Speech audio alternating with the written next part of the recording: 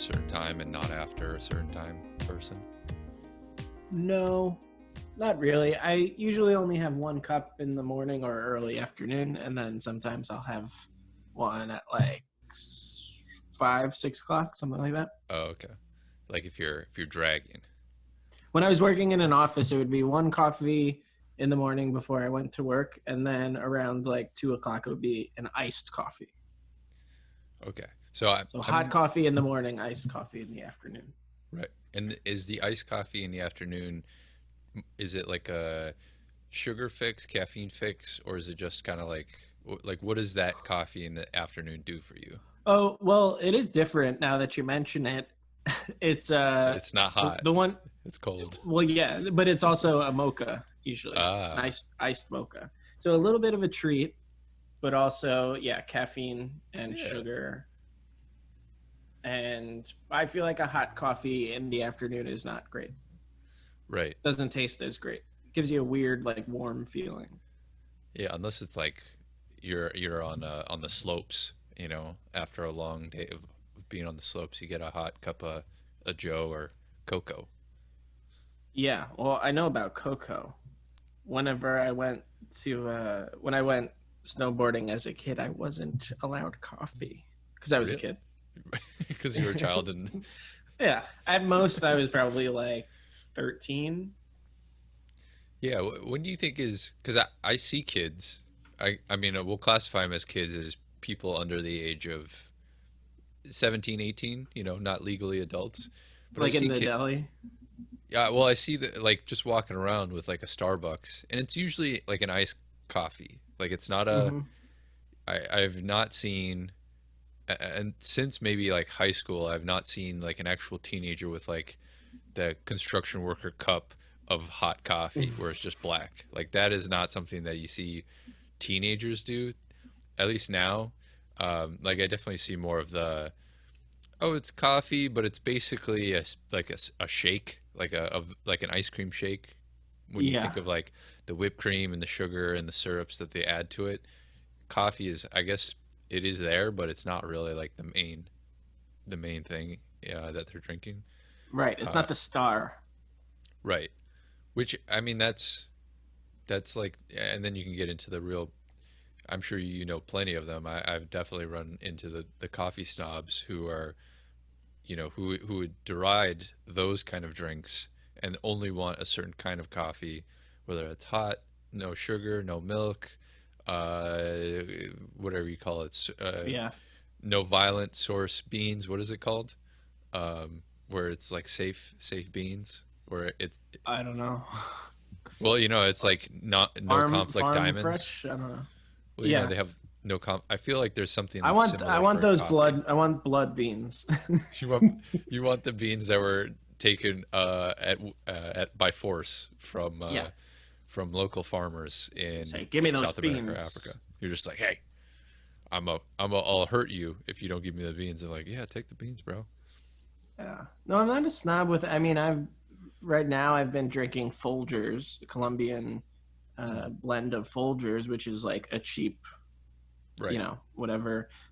And I just use a drip coffee maker. But a lot of people would be like, oh, you gotta get these high quality beans. You gotta grind them French before press you put them in. Yeah, French press or like, um, what is it called?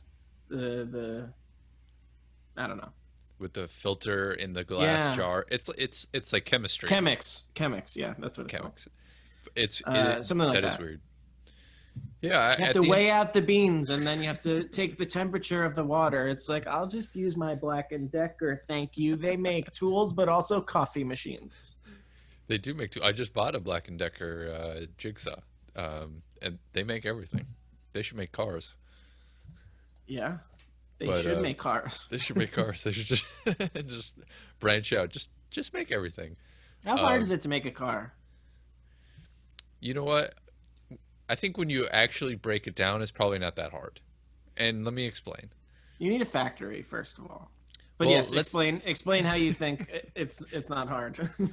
let's say you want to make one, right? You don't need to mass produce for a group, a population. You just Right, need to one of a make kind. one car. I feel like that is easy, and the only reason I think of that is no one says that the car has to be a Ferrari. It just has to be, let's say, a combustible engine, right? It has to get you from point A to point B. Let's say you have to put gas into it. It's not an electric car. And the reason why I think it's easy is that the way cars used to be made in like the 40s, 50s, and 60s, there was simplicity to how they were manufactured. Like you have like your engine, your carburetor, your alternator, and maybe not even your alternator because there's maybe not electrical stuff. And those cars didn't have power steering, they didn't have power brakes. So there was a lot of like things, modern conveniences that were just not in the vehicle that would simplify the car. So if you took it to Have you, by mechanic, the way, sorry, have no, yeah, you ever driven a car without power steering? yes, Because I have. It's very tough. it's tough, but it's What an doable. invention. Like, yeah, but it's so, like, your arms would be, like, I feel like your forearms would, everybody in, like, the 40s, their forearms were just jacked. Well, don't you think it part of the reason why you'd be like, oh, it's impossible to drive without power steering is because you're driving it in like a metropolitan or urban area where you have to make a lot of turns. Whereas if you're Yeah, in the yeah. country and you're driving on a dirt road and you're taking turns, you're not doing that as much. That's my assumption. The With power road, steering, you can do the knee thing, where you steer yes. with your knee for a bit while you unwrap, I don't know, a burrito. Yeah, something, the something like sensitivity that. is not very strong, so like it really takes a lot to move the wheels of the car unless you hit like a Hmm. pothole or something like that. Um, but yeah, that's why I think like if you were just gonna build a basic car that runs on gasoline and maybe doesn't have like air conditioning and heat and all those other stuff, electrical stuff, because I think once you get to electrical, then it's like, all right, this is Well, a different game. so you're saying, when does a car become a car? I, Is it a I car the minute you? combustible engine. It has to take gasoline and turn that into energy, and it uses that energy to propel a metal box with wheels on it. Yeah. Because all those dumb like hoopties that Jay Leno has that are from the 20s, those are still technically cars, even though they're like from the 20s. Wait, so what about a go-kart though? That's not a car, right? Well, that is a good question. Maybe we put a like a minimum horsepower, so like a go kart with like horsepower above, I don't know, 100 horsepower. That's probably I think, low. how about this? It needs to seat at least two. Is that Okay, fair? yeah, that's fair. And honestly, you can drive a go kart on the street, get you from point A to point B. That's making a Yeah. car. That's making a vehicle. Oh, well, I'd say that's much easier than making a car. In your mind, what Like when Black you and Decker it's definitely realistic for Black and Decker to make a go-kart. totally, But I they could don't also know make a if they would. car. Yeah. In your mind, when I say car, what are you picturing? Like like what is the stock It's car that you're thinking? red. It's red. Uh, oh, I guess like a Mini Cooper actually is the first thing I think of when you say that. A car. When I say car, you Yeah, think of the Mini Italian Cooper. Job. You think of the Mini Yeah, Coopers. I think of driving in the LA River going up those walls. Dream of Mini mine. Coopers are. You see them a lot more. At least I see them a lot more around here because parking is really tough. So having a compact car works.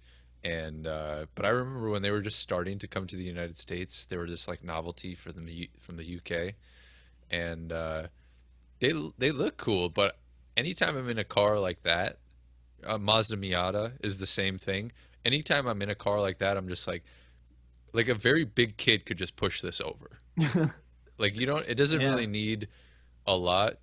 Like Jeeps, those boxy Jeeps, the Jeep Cherokees. Cherokees, those are also cars where it's just like if you take a turn a little too quickly and hit a curb, you're upside down. Yeah.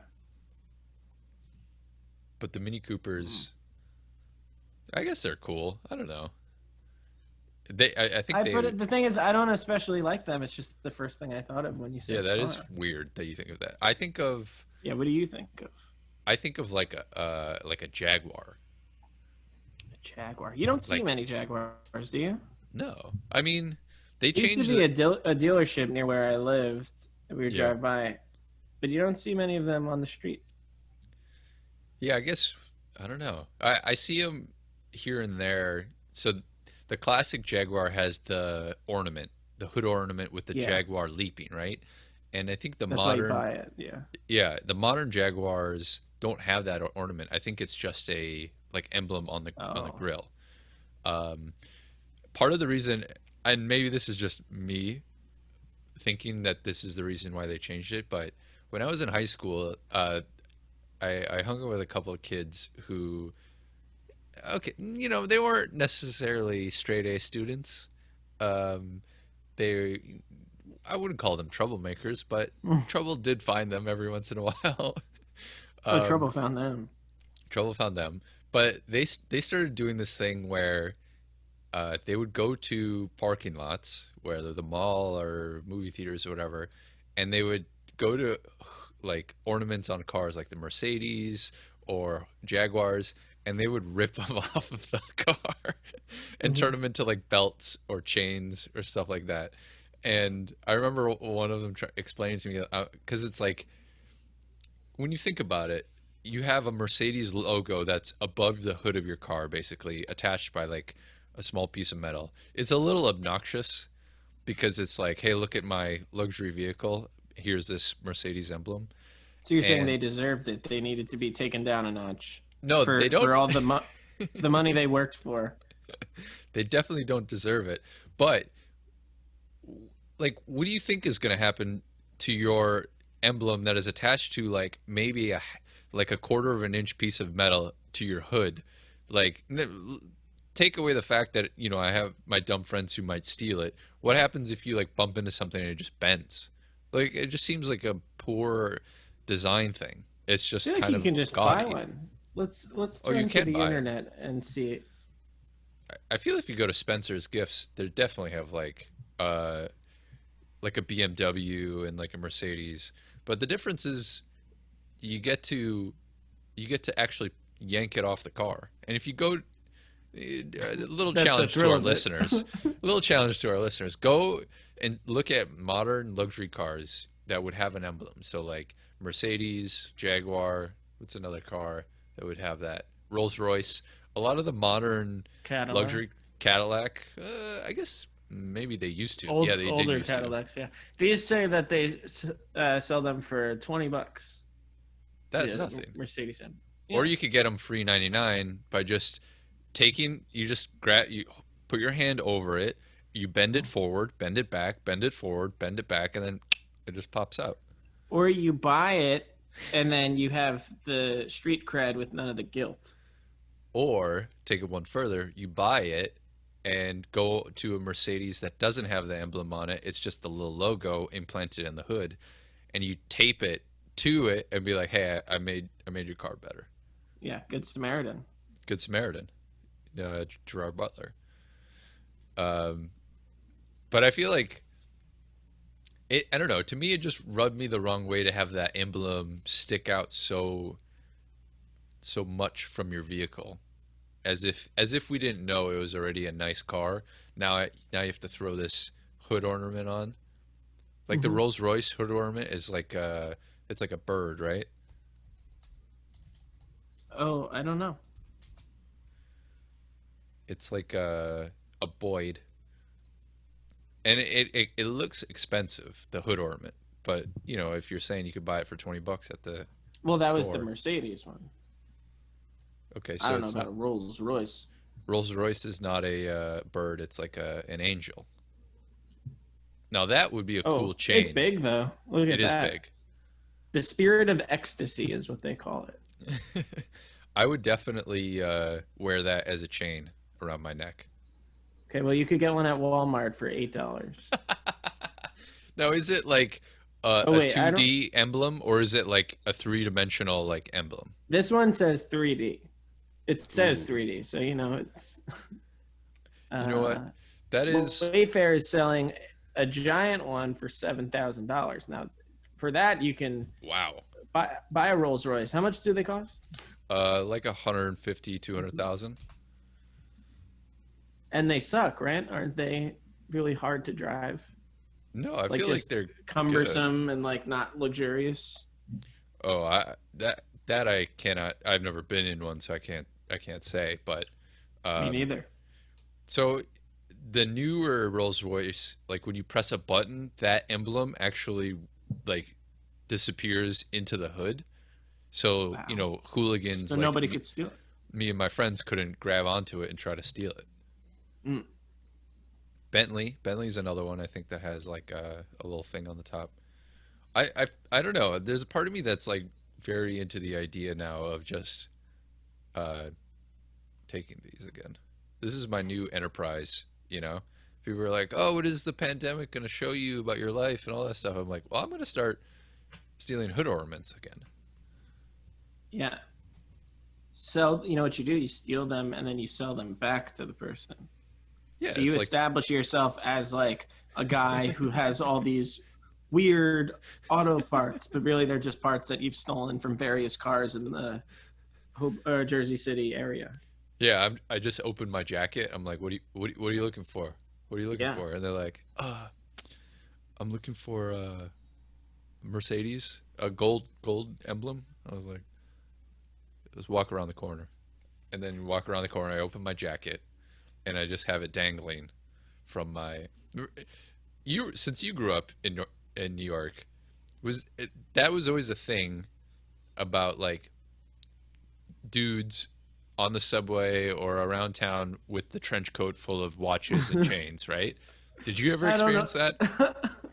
I think that might come from like the 30s or something like that. I've only No, no, seen no. that in like cartoons and movies. So a friend of mine, when I was in junior high, him and his family went to New York, like through this, like over the summer or something.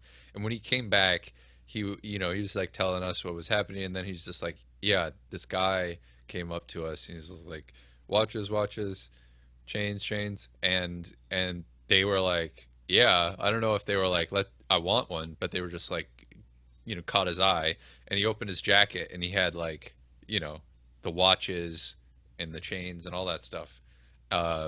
And I feel like that's, I guess you could also have them in like in a briefcase that you're carrying around and just like pop Yeah. that open and just be like, "Here you go, check out my spread." But there's something very old school New York about a trench coat shop where Yeah. all your goods and services can kind of fit into your trench coat. Yeah. And It's savvy when you think about it. You're a yeah, because traveling store. and if the cops come by, you just close your jacket up until Yeah. they search you. But Right. then you probably would run away. Maybe not with all that watches on your body is probably heavy. Hmm. Yeah. I But I don't feel think I've like ever seen that. I have had people approach me offering to sell me things. And that's the weird, you can't offer to sell someone something if they don't ask. well, so obviously some of those items aren't necessarily legal, so they're like, I'm just letting you know in case Yeah. you are interested. I am selling that item. You look Um, like you would look good in a watch. I'm like, nobody has ever been like, that guy's not that. Oh my God. oh my God. Oh He's my wearing a goodness. watch. I would have never thought. So that was always a big thing in Washington Square Park was NYU kids going to Washington Square Park to buy weed, and a lot of undercover or plainclothes cops would be there. Basically, I think legally it's called entrapment, where you're basically like, "Hey, I have the drugs," and you're a 18 Yeah. year old who moved from Kansas, and you're like, "Oh, I'm looking for drugs," and they're like, "Got you. You're going to jail forever. You fuck." And they're like, "I didn't mean to do it." They just walk out of their freshman dorms into the jungle. Um, Yeah. I think that is illegal, right? Entrapment. yeah, but it's also like, who are you gonna believe? Some 18-year-old kid who may or may not have been buying drugs, or a decorated police officer who said that this kid was trying to buy drugs off of him. A decorated police officer who's forced to work narcotics or whatever in the street. Yeah, that's That sounds his. like someone who had an accident and they're like, look, you can't be out. You have to go push drugs at Washington Square Park. look, Bruce, we told you. The more times you discharge your weapon, the more we're gonna have to put you on desk duty. And in the interim, we're transferring you to narcotics, and obviously narcotics don't want this fuck up, right? So they're like, all right, look, we'll assign you to Washington Square Park drug duty. And it's like, oh, come on, man, really? I've been in the game for 10 years. He's like, look, just get some kids to ask for parsley that you're selling as weed. Mm-hmm. But yeah, it definitely has to be a low on the totem pole job for a Yeah. police officer to be And then entrapping traffic kids. duty. Yeah. Entrapping kids, and then traffic duty is probably below that. Yeah. Well, what do you think? Maybe this. I think this is actually pretty high. The police officer who is just standing near a construction site, like that's happening on a sidewalk on a road, where Mm-hmm. it's like, oh, in the event that there's like an issue with traffic because of construction, this cop will be like there to like instruct, drivers.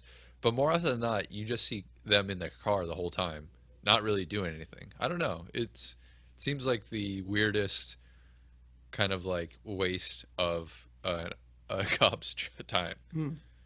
to just be like, Well, yeah, I'm just wouldn't here you say watching that this there construction. are too many police officers? I'd probably say that. They don't have enough to do with them. So Well, they yeah, just make them sit in cars and hope for something to happen. that's the classic no show, no show job, like in construction, where it's like, oh yeah, I'm paying Mark $100 an hour for this job at the construction site, but he actually doesn't show up. Whereas the closest you could get for a police officer would be like, yeah, just go sit in your car for 4 hours while these guys put asphalt onto the road. Mm-hmm. And yeah, Yeah. you're right. Make Uh, small talk, get to know people. yeah, whistle at some ladies. Tell a guy to keep it moving while he's slowly Yeah. driving by. Say Trump 2020 say and Trump 20. push your political agenda. Yeah, check, fire off some My favorite tweets. thing is like, oh, we haven't talked. Have we talked since the election? I think we have, maybe. Yeah, I think we have. Yeah. We're still waiting on the results. That's No. what we're waiting. Yeah, I'm not gonna believe it until the last lawsuit is thrown out. Yeah. But there was that cop that was said like Trump 2020 over his loudspeaker or whatever, and then the commissioner or whoever it was at the police department, the NYPD, was like, we don't allow our officers to push their political agendas. And meanwhile, it was like a week before the NYPD had come out as endorsing Trump. Right, the union. So it's like, yeah, the PBA. So it's like, yeah. well, this is Well, obviously bullshit to just shut up the people. Absolutely. Well, have you seen that too at other organizations, not even like law enforcement, but oh, if you work at Starbucks, you can't wear like a Biden shirt or a Trump shirt. Like they're trying to, I guess, depoliticize those things, those areas, so that Yeah, that's a safe house. it's a safe house, but I think it's also a liability because there are things that you could potentially be liable for if you are like endorsing a political candidate, maybe as a business, but who the fuck knows anymore? It kind of just seems like you can kind of do whatever you want as long as even if it's kind of illegal, it's almost as if like nobody really cares, then it doesn't matter. Wait, what are you talking about? You mean You do some like if let's say it's not the NYPD because everybody follows the NYPD, but let's say it's like a smaller police force in the middle of the country and they are all wearing Trump shirts. Like a majority of people aren't going to care, so it's not necessarily going to be a big deal. You know what I mean? And you see that with so many examples in life where it's just like, hey, this is wrong, or even definitely illegal. When you see those companies, where it's just like, how is it possible that companies are still able to dump toxic chemicals into the river or the soil? And it's just like, well, I mean, it's not legal, but it's also like, who's really gonna do anything about it, or who's gonna, kind of stop them in that sense? And it's kind of like, well, yeah, it's illegal, but it still happens, and it's like they're gonna get away with it. Right. They need an Aaron Brockovich, right? Don't know. I don't know. You never seen Aaron Brockovich? No. uh, Julia Roberts, I think what people would say probably is her best role or one of her best roles. She Okay. plays a, I don't know if it's been a while since I saw this movie, but I think she plays like a smaller lawyer, like a lawyer who doesn't, who's like Tiny, does tiny lawyer. tiny lawyer. If that's not a sketch, I don't know what is. Tiny lawyer, but she's not like, she doesn't represent like big clients. She's just like a personal attorney for like, incidences or whatever. And there was like there were health issues in this town that people thought were related to this chemical company, and she, as the lawyer, brought a lawsuit to this like massive like energy company, and won like millions of dollars.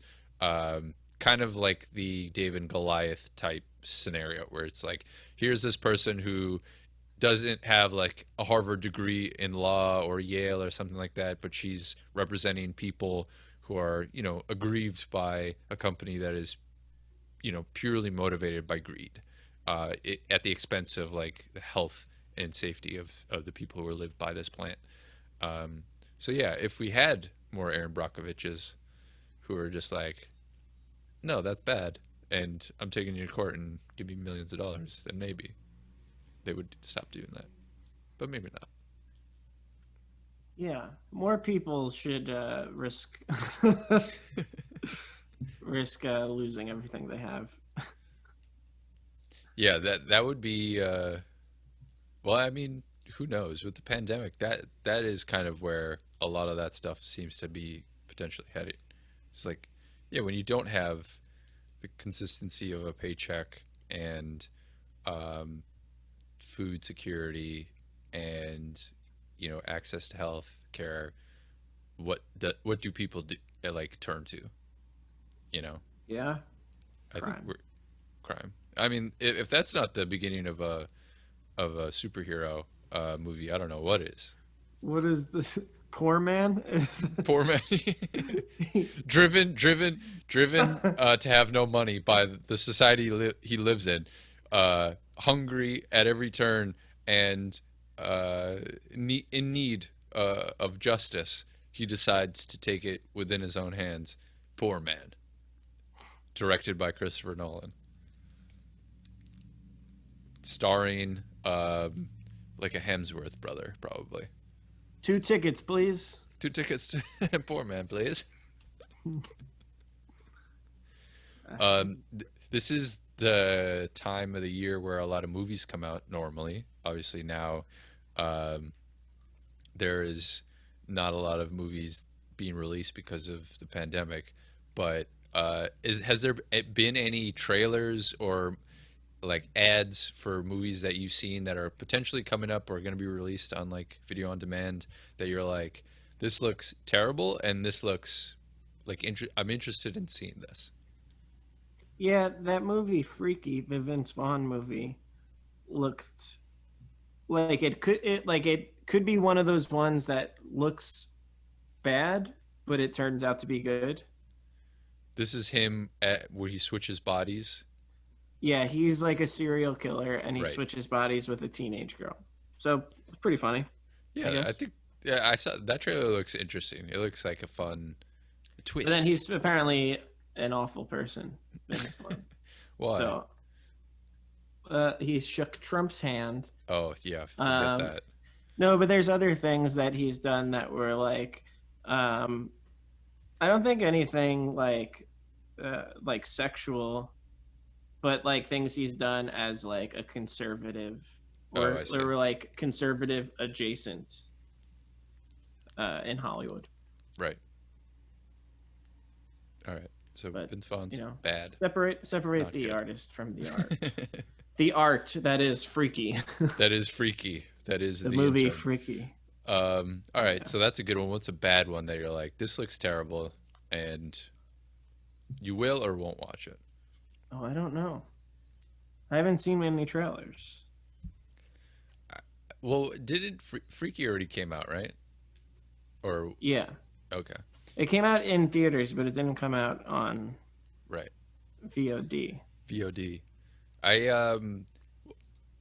I'm trying to think of what a good one would be, but for sure a bad one that I am very interested in watching is Hillbilly Elegy, the Oh, I've Amy heard of Adams, that. Glenn Close, and there are some clips going around because it's becoming a thing, um, and it does look like one of those. It's a Ron Howard picture, but it does Oh. look like one of those movies that I, I don't know. I guess Ron Howard would do him. Tom Hanks is probably in some of those movies where it's like it rides the line between like kind of this nostalgic, almost um, sympathetic type story about put upon type people or put upon like culture, and just like comically like laughable. And I feel like this movie is dancing, where it's like it probably has moments where it's like very like emotional and touching and like heartwarming, and then it probably also has moments that are just like Jesus, like The Irishman, Oh great boy, moments, but but then that's a there are commitment. moments. Yeah, exactly. I don't think Hillbilly Elegy is 3 hours, but um, it reminds me of some of those movies. It's a category of movies that I love more than almost any other category, which is like movies that are meant to be taken seriously, but are anything like, but actually cannot be taken seriously. Like it was taken too seriously making this movie, so when you watch it, you're just like, geez, there's Hmm. like not an ounce of sincerity that I can believe in this. Right. Hillbilly Elegy, it might be that. I watched that movie. Well, I saw the trailer and then I watched the movie called Run. Do you know what that is? It was like a Hulu movie Yeah, with I Sarah read Paulson. I read something about that.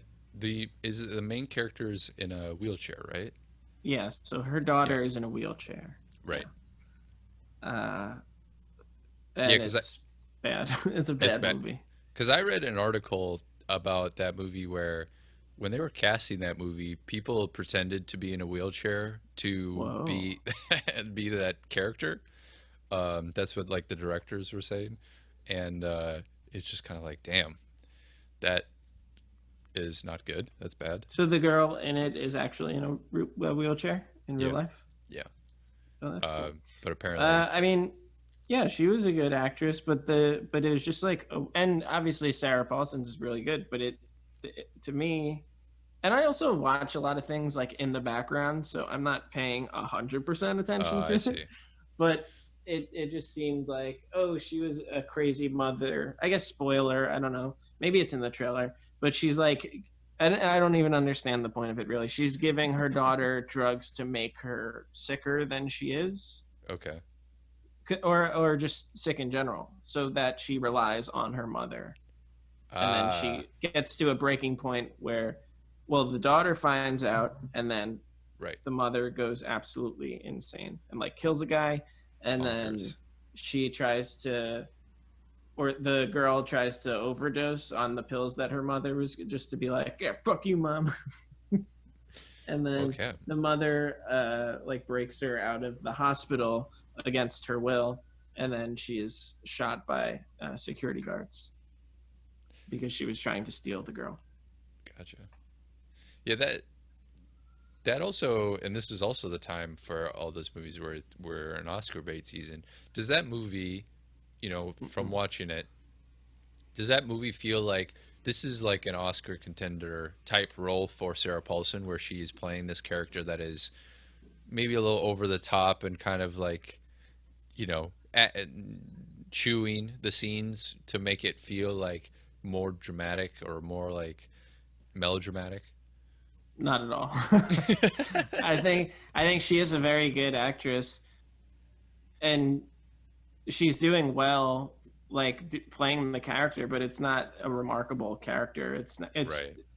it just didn't make sense for me. The movie didn't make sense. Her Gotcha. performance is like great, but it's not like it's an Oscar movie. You know what I mean? Like there's a Yeah, difference absolutely. between playing, like being really great as a character and then doing like a really good like role in a film. Absolutely. You know, like the guy in Unstoppable, like Denzel Washington's character in Unstoppable, who drives the train, is not Denzel's character Malcolm X. You know, Yes. completely different. Like he's always good, but it's completely different roles. Yeah, the characters, and maybe that happen. That definitely seems to happen more in like um, earlier in actors' careers, where they have the ability to kind of play a different type or play against type more often. Where as they get older, maybe there's comfort in it too, where it's just like, all right, Denzel, you're the equalizer again. Here's a shotgun. Let's kill some people in a car or whatever. Yeah. There probably is comfort to that, but yeah, like it is weird because some of those roles, some of those characters, it when you like if you take that character that Sarah Paulson like is playing, and you strip away everything else, and you just go through the arc of what her character does and all that stuff, I think you could really start to determine like, yeah, the actor brought a lot to this character that didn't really deserve it because there wasn't a lot there, or they are kind of like had a lot to kind of deal with and handle, and they met and exceeded that, or completely didn't meet that expectation. That's always something I will sometimes do when I look back at, especially movies that I remember watching and I loved, and I'll rewatch. Because sometimes with hindsight, you can be like, yeah, this was this was too much, or maybe a different Mhm. person would have been better for this, or maybe the timing too. Like watching some of those '90s comedies, you're just like the sensibility of humor is so like broad and big that you almost are kind of like, I wish they made this story and this kind of idea like today, where it could be a little less blunt and a little more subtle in some of those things. I don't know. Yeah, I think that's the case with like a lot of those comedians that are no longer relevant because they won't move on from what they did at that or like a certain time in their life when they were successful. So Right. like 90, it's like those jokes that were made in 90s and early 2000s movies, which were like a lot of gay panic jokes and like cheap jokes in a way, like the easy jokes have all gone out of fashion. So now I think there's, I don't know, more comedic choices out there that people Yes. have. So therefore, like then there was the era of like heavily improvised Right. movies. Well, we shot 1,000,000 feet of film on 40-year-old Virgin, just Yeah, improvising, and it's just like, Jesus. You mean to say that you shot like 10 hours of footage for an hour and 30 minute movie? It's like, because isn't Anchorman like that, where the recut or the like extended director's cut version of that movie is like 2.5 hours or something like that, where there's yeah. scenes Of that the they first take out. one, they had enough to make a second movie that I think was a DVD release. Yes, that is like, I don't know. You just can't. You just don't hear of that anymore, especially given how like production companies and studios are kind of minding their tills for how much they're spending on movies. You would never just be like, "Hey, guess what? We shot two movies, even though you asked for one, and you're gonna hate the second one because no one's gonna like this." Well, I mean, people might have bought it. I mean, because it would all just be DVD sales, or it was funded by them. I don't know. I don't know what Probably. the That deal is is. that is one thing I do miss about like since the advent of streaming and all that stuff. I do miss the extras. Oh, you got the rain going. Yeah, this isn't gonna be, not gonna be Um, good. the DVD extras, I used to love that. Like Oh yeah, the I mean, I wish there was a way that Netflix could do yeah, that. just be like, here, you just watched a movie. Here's a 5 minute behind the scenes Well, they of could do it like something. just in like extra thing, but they have to start making that available, and they still Yeah, make DVDs. So I don't know why they wouldn't just take that's true. the commentary track from the DVD and put it as an extra on there. Yeah, director's commentary is always something. I think I've only listened to like maybe one or two, because if I'm gonna watch the movie, I don't know if I want someone talking over it.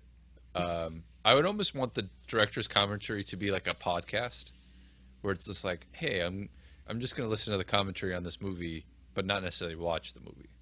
Mm-hmm. Get on that Yeah, well, I Netflix. used to watch a movie like a DVD and then rewatch it with the commentary like right Oh, okay. after. I was This I was like was pre IMDb, like on the phone, sort of thing. Like this was high Oh, I school see. probably. Yeah, yeah, yeah. Where you could just like get more insight without Yeah, where there not wasn't reading it. right. You can find like a trivia section. I don't know. Yeah.